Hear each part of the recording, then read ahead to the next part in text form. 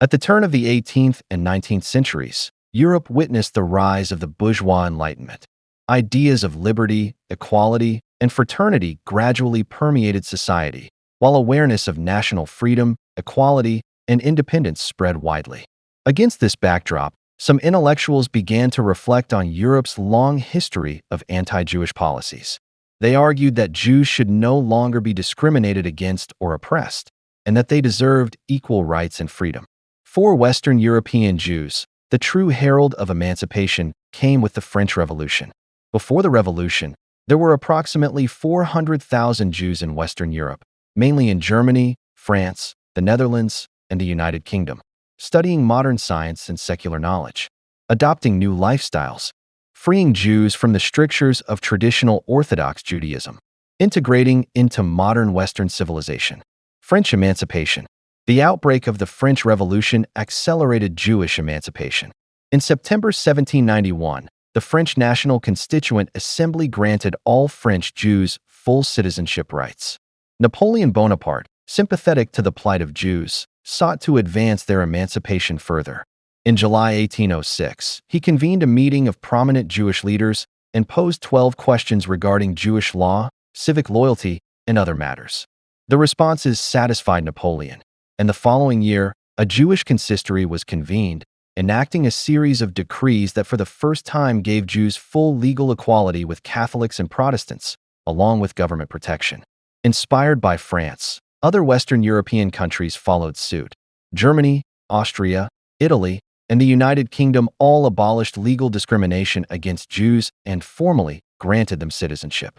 Jews were no longer required to wear humiliating badges, pay discriminatory head taxes, or reside exclusively in ghettos. They could live freely in the wider world. Although these reforms were often symbolic, and some restrictions were reinstated after Napoleon's wars or failed revolutions, legal equality for Jews was unprecedented in European history. Economic opportunities and social integration. The Industrial Revolution and the growth of commerce and industry provided Jews with new opportunities to apply their talents. Many rose to the bourgeoisie, accumulating substantial wealth and influence.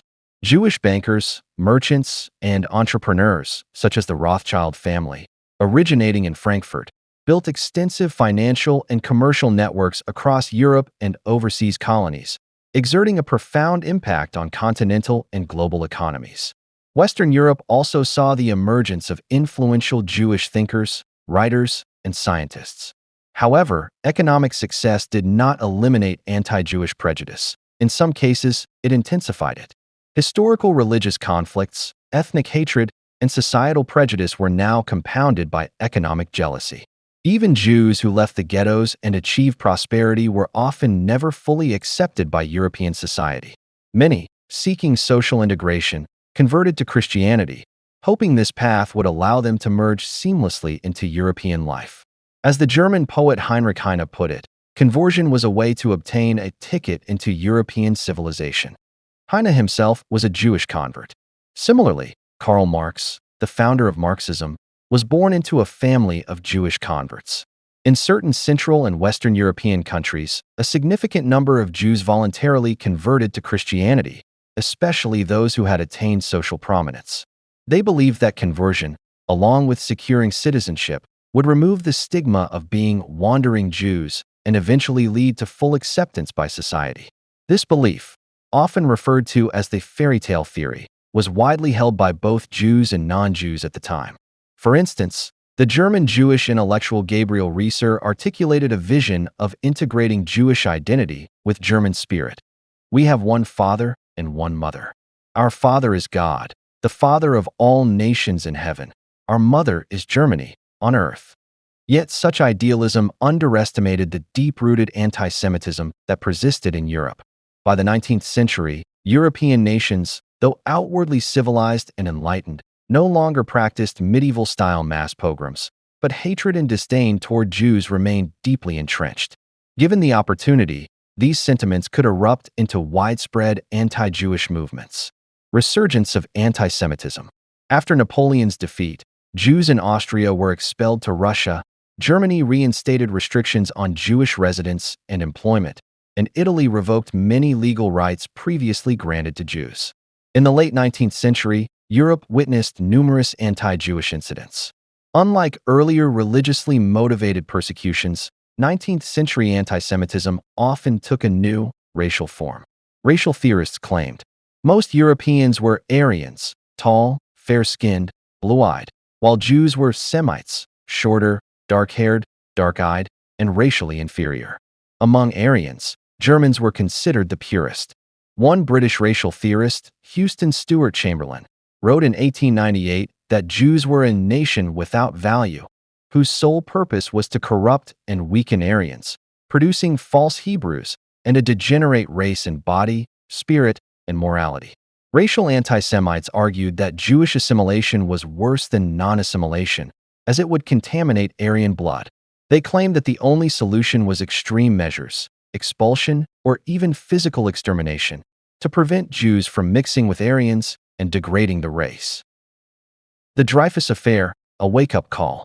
France, the most civilized and enlightened country in Western Europe and one of the earliest to emancipate Jews, still experienced a major anti-Semitic crisis, the Dreyfus Affair of 1894. Alfred Dreyfus, a Jewish officer in the French army, was falsely accused of passing military secrets to Germany. Convicted of treason, he was sentenced to life imprisonment. Though the verdict was overturned 12 years later, the affair sparked a nationwide anti-Semitic uproar. The public outrage was not merely about the case itself, but because the accused was a Jew who had sought to integrate into French society. Crowds shouted "Death to the Jews" and "Jews out." Jewish shops were looted, mobs attacked Jewish citizens, and petitions demanded the revocation of Jewish civil rights and expulsion from France. Many Jews who had hoped for assimilation were profoundly disillusioned. If the most enlightened, emancipated country still harbored such hatred, what hope could there be in less progressive nations? Assimilation had failed. Jews were now persecuted not for their beliefs or behavior, but for their origin and bloodline, unchangeable characteristics. Conversion or assimilation could even be seen as an additional offense, as it symbolized an attempt to corrupt or poison the surrounding population.